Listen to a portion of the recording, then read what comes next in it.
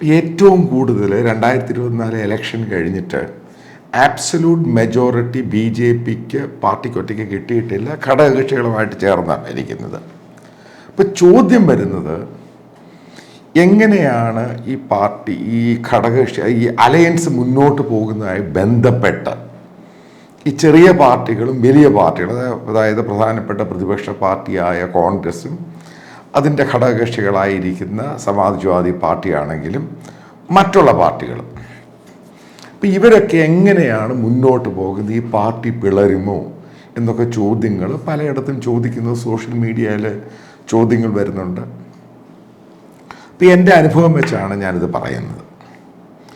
അതായത് ഡൽഹി രാഷ്ട്രീയത്തിൽ, അതായത് ഏകദേശം രാജ്യസഭയും ലോക്സഭയും കൂടെ ചേർന്ന് വരുമ്പോൾ ഏകദേശം 800-ൽ ചില്ലുവാനും മെമ്പേഴ്സ് ഓഫ് പാർലമെൻ്റ് ഉണ്ട്.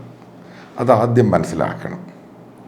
അപ്പം ഈ വരുന്ന പാർലമെൻറ്റേറിയൻസ്, അപ്പോൾ ഇലക്ഷന് മുമ്പ് കേരളത്തിൽ ഞാൻ പല ആവർത്തി പറഞ്ഞിട്ടുണ്ട്, ഒരു സാധാരണ MP എന്ന് പറയുന്നത്, മെമ്പർ ഓഫ് പാർലമെൻറ്റിന് ഡൽഹിയിൽ ഒരു കുന്തവും ചെയ്യാൻ പറ്റത്തില്ല. അവർക്ക് MP-യുടെ പാസ്സുണ്ട്, പല ഓഫീസുകളിലും പോകാം, മന്ത്രിമാർ അപ്പോയിൻമെൻറ്റ് കൊടുത്താൽ മാത്രം കാണാൻ പറ്റും. ഇത് മാത്രമേ അവർക്ക് ചെയ്യാൻ പറ്റത്തുള്ളൂ. ഇതാണ് പ്രതിപക്ഷ MP-മാർക്ക് കിട്ടുന്ന ആകെ അഡ്വാൻറ്റേജ് എന്ന് പറയുന്നത്. സാധാരണക്കാരുമായിട്ട് നമ്മൾ ബന്ധപ്പെടുത്തി നോക്കുകയാണെങ്കിൽ, പണ്ട് റെയിൽവേ റിസർവേഷൻ, അപ്പോൾ അതിന് MP-യുടെ ലെറ്റർ കൊടുക്കുക എന്ന് വലിയ പ്രാധാന്യമാണ്. അതായത് എമർജൻസി കോട്ടയിൽ കിട്ടും. പക്ഷേ ഇന്ന് അതിൻ്റെ ആവശ്യമില്ല. തത്കാലിൽ ബുക്ക് ചെയ്യുകയാണെങ്കിൽ എമർജൻസി കോട്ട ലെറ്ററിൻ്റെ സെയിം വാല്യൂ മാത്രമേ ഉള്ളൂ. ടെലിഫോണിൻ്റെ ആവശ്യമില്ല, ഗ്യാസ് കണക്ഷൻ്റെ ആവശ്യമില്ല. ഈ സംഭവങ്ങളൊക്കെ പൂർണ്ണമായിട്ടും മാറി. ഇപ്പോൾ കേരളവുമായിട്ട് ബന്ധപ്പെട്ട് ഇപ്പം ഗൾഫ് നാടുകളിൽ മരിക്കുന്ന ഏതെങ്കിലും ഒരു പ്രവാസി മലയാളിയുടെ ഡെഡ് ബോഡി കൊണ്ടുവരാൻ വേണ്ടി പണ്ട് MP-മാരിൽ ലെറ്റർ എടുക്കുന്നു, അത് എംബസിക്ക് അയച്ചു കൊടുക്കുന്നു. അതിൻ്റെ ആവശ്യമില്ല. കാരണം ഇന്ത്യയുടെ എംബസികൾ വളരെ പ്രോപ്പറായിട്ടാണ് ഇപ്പോൾ ഡെലിവറി ചെയ്യുന്നത്. കാരണം ജനങ്ങളുമായിട്ട് സഹകരിച്ച് തന്നെയാണ് പോകുന്നത്. അപ്പോൾ അതിൻ്റെ ഒരു ആവശ്യമില്ലാതായി. പിന്നെ മറ്റ് പല സന്നദ്ധ സംഘടനകളുണ്ട്, അവർ ഈ കാര്യം വളരെ കാര്യമായിട്ട് ചെയ്യുന്നുണ്ട്. അപ്പോൾ അടുത്ത ചോദ്യം, ഇപ്പോൾ ഈ MP-മാർക്ക് പിന്നെ എന്താണ് അവിടെ ചെയ്യാൻ പറ്റുന്നത്? അതാണ് ഞാൻ പറയുന്നത്, പല ആവർത്തി പറഞ്ഞിട്ടുള്ളത്. പാർലമെൻറ്റിൽ ഈ ഹൈ പ്രൊഫൈൽ MP-മാരുണ്ട്, അത് കഴിഞ്ഞ് ലോ പ്രൊഫൈൽ MP-മാർ. ഇപ്പോൾ ഹൈ പ്രൊഫൈൽ MP-മാരെന്ന് പറയുക കേരളത്തിൽ നിന്ന് പോകുന്നതിൽ ഒന്ന് പ്രധാനപ്പെട്ട ശശി തരൂർ, രണ്ടാമത് ചില സന്ദർഭങ്ങളിൽ പ്രേമേന്ദ്രൻ, ഇങ്ങനെ വളരെ വളരെ കുറച്ച് ആളുകൾ മാത്രമേ ഉള്ളൂ.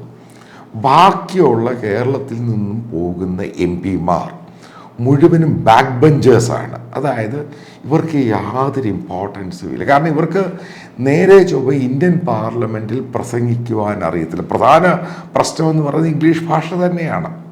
പിന്നെ ഹിന്ദിയുടെ കാര്യം പറയണ്ട. അപ്പം ഇവർക്ക് അവിടെ നടക്കുന്ന ബിസിനസ് അവേഴ്സ്, അതിൽ എന്തൊക്കെയാണ് സംസാരിക്കാൻ പറ്റുന്ന ടോപ്പിക്ക്, ഇതിനെപ്പറ്റി ഒന്ന് ഹോംവർക്ക് ചെയ്തിട്ടും കാര്യമൊന്നുമില്ല. കാരണം ഇവരെന്താ ഇവർ പറയുന്നത്? കാരണം നല്ല ഡിബേറ്റുകളിലും ബില്ലുകളിലും ഒന്നും കേരളത്തിൽ നിന്നുള്ള MP-മാർ അധികവും പങ്കെടുക്കാറില്ല. പങ്കെടുത്താൽ തന്നെ ഇവർ പറയുന്നത് ബേസിക്കലി യൂസ്ലെസ് കാര്യങ്ങളായിരിക്കും ഇതുമായിട്ട് ബന്ധം. അതുകൊണ്ട് ഈ ഹൈ പ്രൊഫൈൽ MP-മാരെ മാത്രമാണ് അവിടെയുള്ള മന്ത്രിമാരാണെങ്കിലും പ്രധാനമന്ത്രിയാണെങ്കിലും സ്പീക്കറാണെങ്കിലും പ്രോപ്പറായിട്ട് ചാൻസ് കൊടുക്കുകയും അവർ ചോദിക്കുന്ന പല ചോദ്യങ്ങൾക്ക് പ്രോപ്പറായിട്ട് ഉത്തരം കൊടുക്കുകയും ചെയ്യും. ഇതാണ് നമ്മൾ നമ്പർ 1 ആയിട്ട് കാണേണ്ട ഒരു സംഭവം. അപ്പം ബേസിക്കലി ഈ മറ്റുള്ള കാര്യങ്ങളൊന്നും ഇവരെ കൊണ്ട് നടത്തുവാൻ പറ്റത്തില്ല, നല്ല ഡിബേറ്റിൽ പങ്കെടുക്കാൻ സാധിക്കത്തില്ല. അപ്പം അതായത് ഇവർ നോട്ടീസ് ചെയ്യുന്ന രീതിയിൽ അവിടെ ഇവർക്കൊന്നും ചെയ്യാൻ പറ്റുന്നില്ല. ഇതാണ് അതിൻ്റെ പരമപ്രധാനമായ ഒരു പ്രധാനപ്പെട്ട കാരണം. അപ്പം നമ്മളിനി മറ്റുള്ള MP-മാർ, അതായത് UP നിന്ന് വരുന്ന MP-മാർ, കോൺഗ്രസിൻ്റെ അതേപോലെ സമാജ്വാദി പാർട്ടിയുടെ MP-മാർ, ആന്ധ്രയിൽ നിന്നും വരുന്ന MP, ഏകദേശം കോൺഗ്രസ്സിന് 100-ൽ പരം MP-മാർ, 99 MP-മാരുണ്ട്. അപ്പം ഞാൻ ഇവരുടെ ലിസ്റ്റൊക്കെ എടുത്ത് നോക്കി. ഈ ലിസ്റ്റൊക്കെ എടുത്ത് നോക്കി കഴിഞ്ഞപ്പോൾ ആന്ധ്രയിൽ നിന്ന് ഇപ്രാവശ്യം കോൺഗ്രസിൻ്റെ MP-മാരായവരിൽ ഇവർ മുഴുവനും BJP-കാരും BRS-കാരും. ഇവർക്ക് കോൺഗ്രസിൻ്റെ പഴയ ചരിത്രമൊന്നുമില്ല.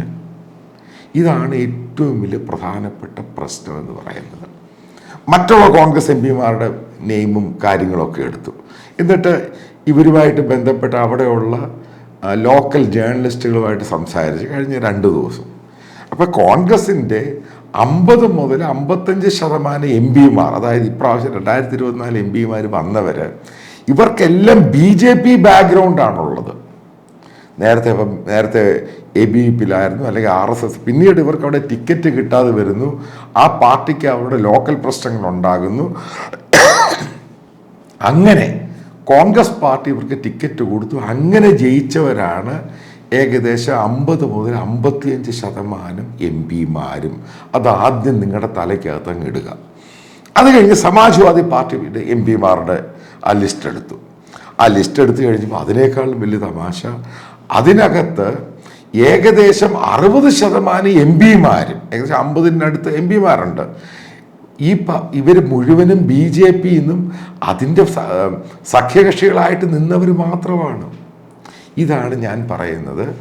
ഇപ്പം 2019 ഇലക്ഷൻ കഴിഞ്ഞപ്പോൾ കോൺഗ്രസിന് എത്ര എം പിമാരുണ്ടായിരുന്നു?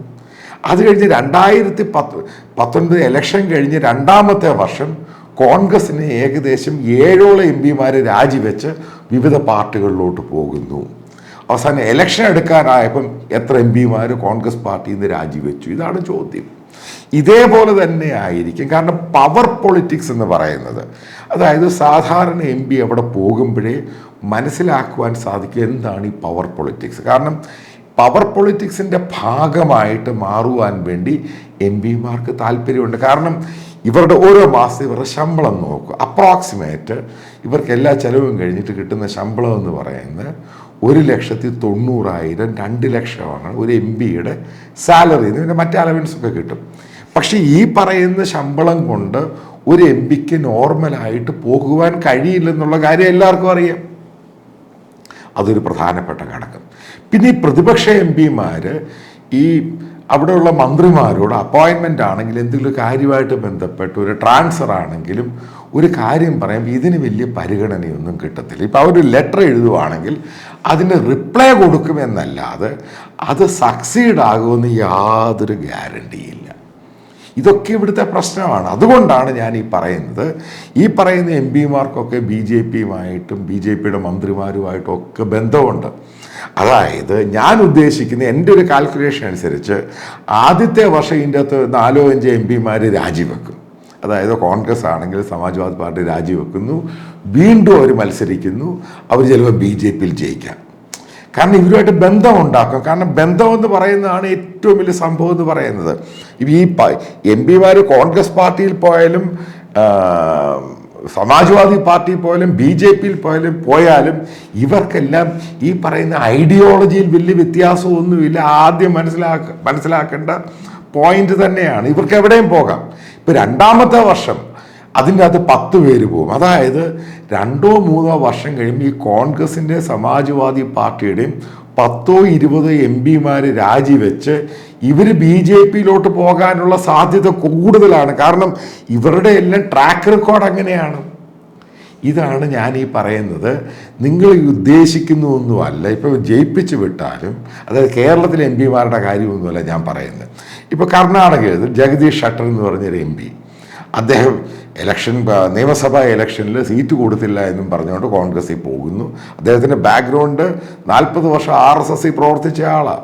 അത് കഴിഞ്ഞ് തിരിച്ചയാൾ BJP വരുന്നു. ഈ പ്രാവശ്യം ആൾ ജയിക്കുന്നു. ഇതേപോലെ എത്രയോ പേരെ ഞാൻ കാണിച്ചു തരാം. കഴിഞ്ഞ 10 വർഷം കൊണ്ടുണ്ടായ മാറ്റം. പിന്നീട് മറ്റൊന്ന് ആന്ധ്രയിൽ കോൺഗ്രസിന് എം പിമാരുണ്ട്. ഈ കോൺഗ്രസ് കഴിഞ്ഞ BRS ഭരണത്തിലിരുന്നപ്പോൾ ഏകദേശം 15 വർഷം ഈ പാർട്ടി എവിടെയും ഇല്ലായിരുന്നു. കാരണം ഇവർ പുതിയ നേതാക്കളെ ഒന്നും കൊണ്ടുവന്നില്ല.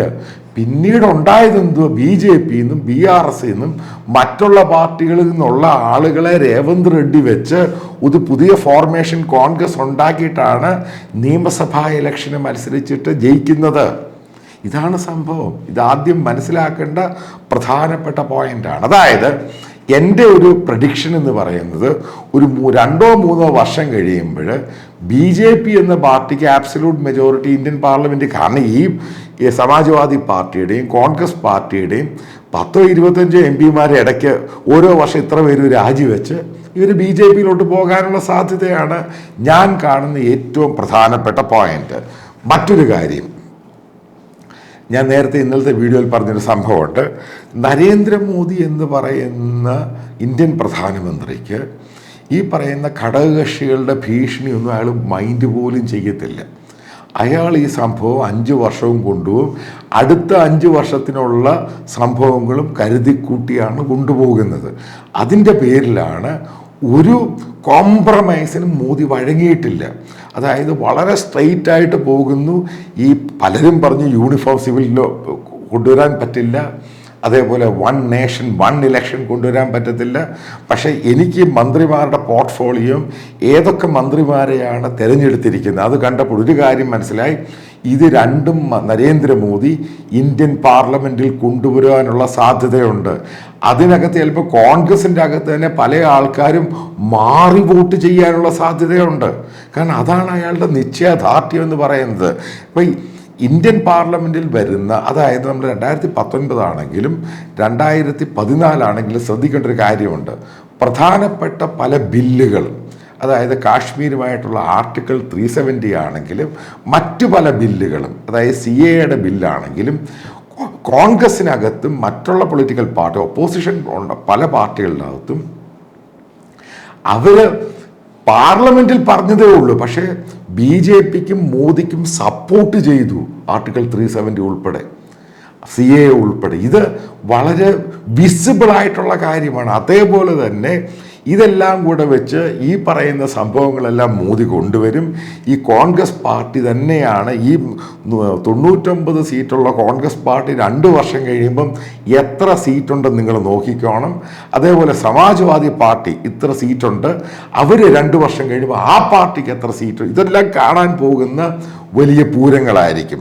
പിന്നെ മറ്റൊന്ന്, അതിൻ്റെ അകത്ത് അടിവരയിട്ട് പറയാവുന്നൊരു പോയിന്റ് ഉണ്ട്. ഇപ്പം മഹാരാഷ്ട്രയുടെയും ജാർഖണ്ഡിൻ്റെയും ഹരിയാനയുടെയും ഇലക്ഷൻ നടക്കാൻ പോവുകയാണ്.